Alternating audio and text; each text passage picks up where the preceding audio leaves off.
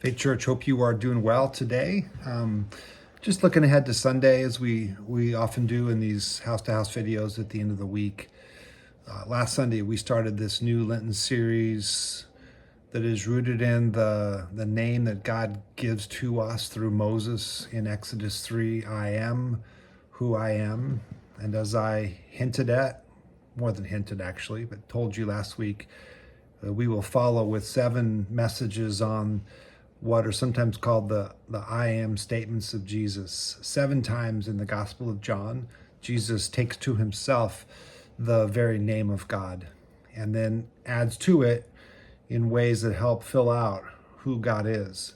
So, for example, this week we will look at this passage, a very famous passage from John chapter 14. The setting is the Last Supper, night when Jesus gathers with his disciples before his crucifixion the next day. And he says at one point, and I would encourage you to read this, our text is John 14, 1-7. He says, I am the way, the truth, and the life. So again, he's taking to himself the name of God, I am, and then he's saying more about who God is, who he is. I am, I'm God, and because of that, I am the way, I'm the truth, I'm the life. We're going to look very carefully at what he's telling us here and what we are to take from this. Just a word of caution. I think far too often, and I've been guilty of this myself, we read that famous verse in John 14:6, and the church has often, in a way, weaponized this verse and used it as a way to do battle with people who are following other ways. And we love to quote this verse to people and say, we don't really say it this way, but essentially we're saying, your way is the wrong way. There's only one way. I'm not saying that that's not the truth. That is part of what Jesus is saying here. But I think we need to be careful and not jump to that place too quickly and really use it to examine who is Jesus telling us about himself, about God, and how do we relate to that. If Jesus, the eternal I am, is really the way, the truth, and the life, let's not first think about how that should apply to other people, particularly people of other religions. Let's think first about, what does that say to me?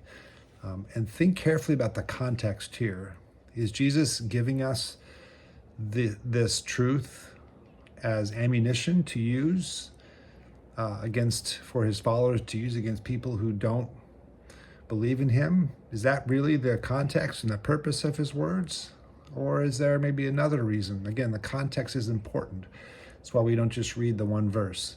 Think carefully about what prompts Jesus to give these words to first the disciples and then to us. That's a really crucial question that I hope we'll look at. So again, really I think it would benefit you and all of us if we'd spend a little time in the scripture this week before Sunday.